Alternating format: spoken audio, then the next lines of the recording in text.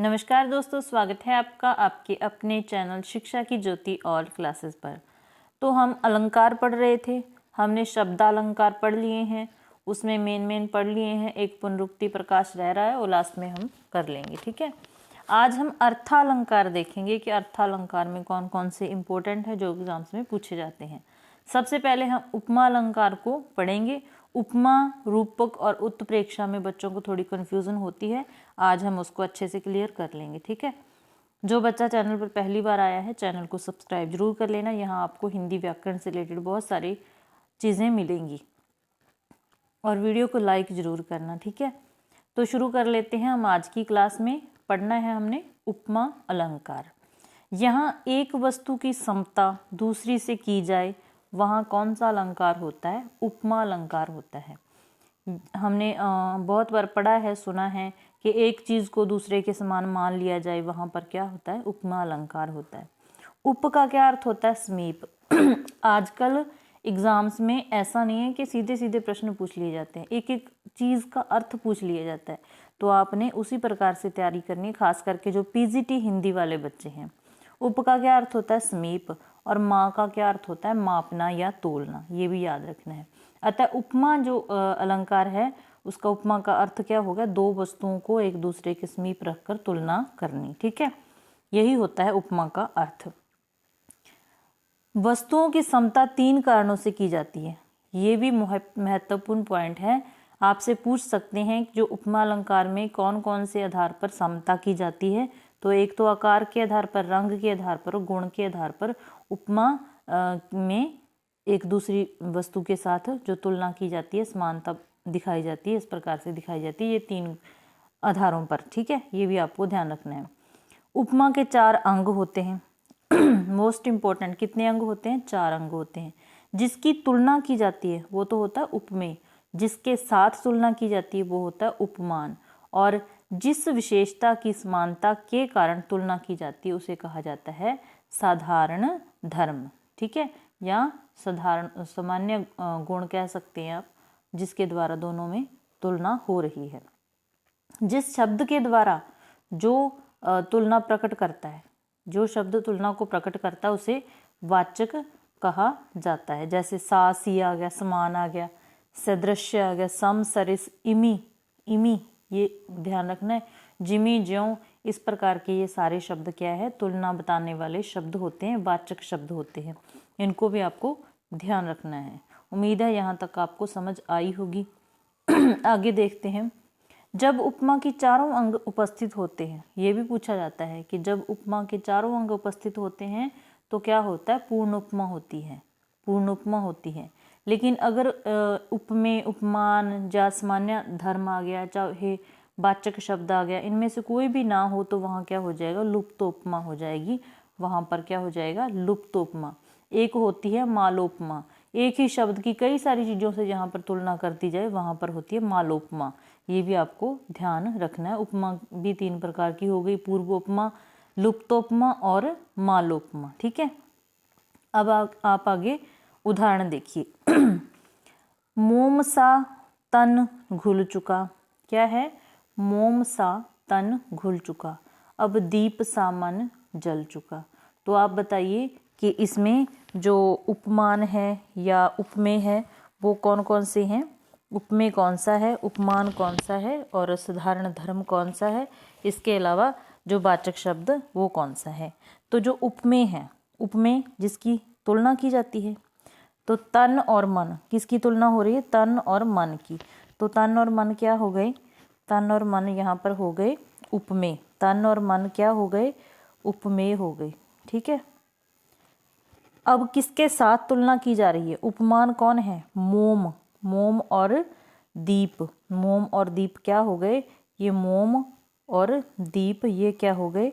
उपमान हो गए। ठीक है, प्रश्न ऐसे भी पूछा जा सकता है, आपको एक पंक्ति दे दी जाएगी, उसमें से पूछा जाएगा यहाँ उपमेय क्या है, उपमान क्या है, इस प्रकार से भी प्रश्न पूछा जा सकता है।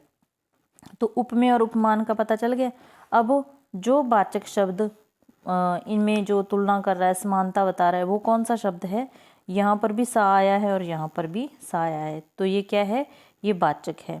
और समान गुण क्या है इसमें? गुण क्या है जो जिसके द्वारा मतलब दोनों में तुलना की गई है, तो वो है घुल चुका जल चुका।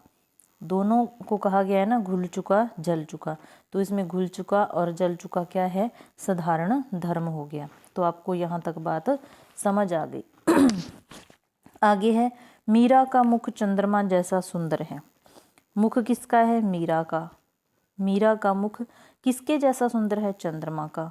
तो वाचक शब्द हो गया जैसा, तो गुण हो गया सुंदर। ठीक है, तो यहाँ पर मीरा का जो मुख है चंद्रमा के जैसा सुंदर है। मुख मयंक सम मंजू मनोहर, ये आपको जो मैं दो दो तीन तीन यहाँ पर उदाहरण ले रही हूँ, ये बहुत ही इम्पोर्टेंट है, आपके एग्जाम्स में पूछे जा सकते हैं, ये काफ़ी महत्वपूर्ण ही हैं, इसीलिए मैं ज़्यादा ले रही हूँ। तो आप इनको नोट भी कर लेना और ध्यान से देख लेना कि इनमें कौन सा अलंकार है, किस अलंकार के ये उदाहरण हैं। ठीक है, तो आगे देखते हैं रूपक अलंकार। जहाँ उपमेय और उपमान के रूप में उपमेय को उपमान का ही रूप बना लिया जाए, मान लिया जाए, दिखाया जाए, तो वहाँ पर क्या होता है, रूपक अलंकार।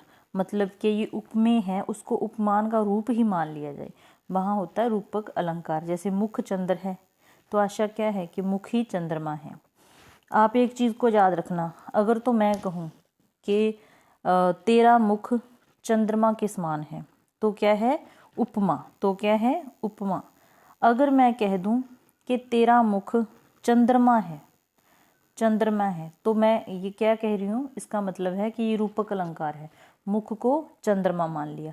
अगर इसी के साथ मैं कह दूं कि तुम्हारा मुख ऐसा है मानो चंद्रमा हो, तुम्हारा मुख ऐसा है मानो चंद्रमा हो, यहाँ मानो, जानो, जनो इस प्रकार के शब्द आ जाते हैं, तो वहाँ पर क्या होता है, उत्प्रेक्षा अलंकार होता है। थोड़े थोड़ा इनमें फ़र्क होता है और कन्फ्यूज़न हो जाती है। अगर तो कहा जाए कि मुख चंद्रमा जैसा है, तो मान लो उपमा दे दी, उपमा है। अगर कहा जाए कि मुख चंद्रमा ही है, तो रूपक अलंकार है। अगर कहा जाए कि मुख ऐसा है मानो चंद्रमा हो, तो वहाँ पर उत्प्रेक्षा अलंकार हो जाएगा। तो ये हो गया रूपक। अब रूपक के तीन भेद होते हैं, निरंग, सांग, निरंग, सांग और परंपरित। इसका भी आपको ध्यान रखना है कि रूपक के भी तीन भेद होते हैं। ठीक है, अब थोड़ा उदाहरण देख लीजिए। उदित उदय गिरि मंच पर रघुबर बाल पतंग, विकसेउ संत सरोजवन हर्षे लोचन भृंग। मोस्ट इम्पोर्टेंट ये स्टेटमेंट है, उदाहरण है, काव्य पंक्तियाँ हैं, बहुत सारे एग्जाम्स में पूछी गई हैं, इसको अच्छे से करना है। ठीक है, तो इसका क्या अर्थ है, उदित उदय गिरि। ठीक है, जब मतलब कि सीता जी का स्वयंवर हो रहा था, तो जब राम जी धनुष को तोड़ने के लिए मंच पर चढ़ते हैं, तो ये वो स्थिति है, तुलसीदास जी की ये पंक्तियाँ हैं।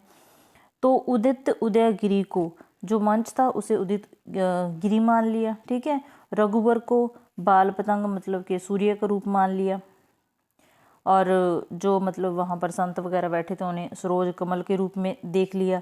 हर्ष लोचन भृंग, नैनों को क्या मान लिया, भंवरे मान लिया, यहाँ रूप मान लिया गया है। ठीक है, तो यहाँ पर क्या हो गया, रूपक अलंकार हो गया। आपको बस इस पंक्तियों को अच्छे से ध्यान में रखना है। ठीक है, नेक्स्ट है हमारा उत्प्रेक्षा अलंकार।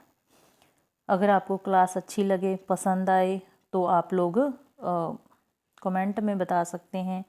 और इसके अलावा अगर आपको साहित्य पढ़ने की इच्छा है, मैंने अब कम्युनिटी में भी डाला था, 2 ही बच्चों का रिप्लाई आया।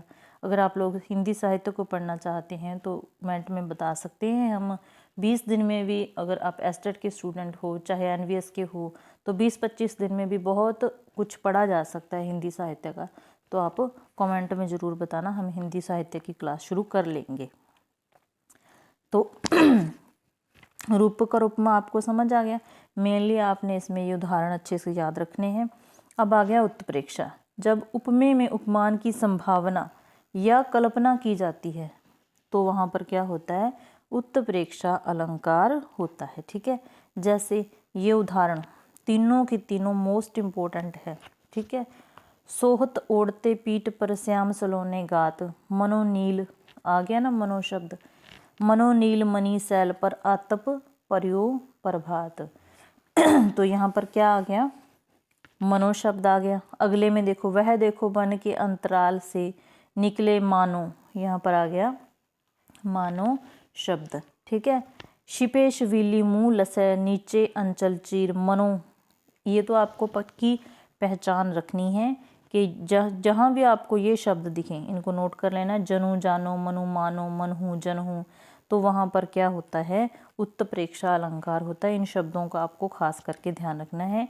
ये शब्द आपको उत्तप्रेक्षा अलंकार में ही देखने को मिलेंगे। सोहत ओढ़े पीठ पर पट श्याम सलोने गात, इसमें क्या कहा गया है कि जो श्री कृष्ण जी हैं उनके बारे में है ये। श्री कृष्ण विहारी की ये काव्य पंक्तियाँ हैं। श्री कृष्ण जी के सुंदर श्याम शरीर में नीलमणि पर्वत की कल्पना की गई है और उनके शरीर पर जो पीले वस्त्र हैं उसमें क्या है, प्रभात की धूप की मनोरम संभावना यहाँ पर दिखाई गई है। तो ये क्या है, उत्तप्रेक्षा अलंकार का उदाहरण है। इनको आपको अच्छे से नोट करना है और ये शब्द खास करके ध्यान रखना है। और उत्तप्रेक्षा के भी 3 भेद माने जाते हैं, वस्तुत्प्रेक्षा, हेतुत्प्रेक्षा, फलोत्प्रेक्षा। ठीक है, तो आज हमने समझ लिया उपमा, रूपक और उत्प्रेक्षा अलंकार को।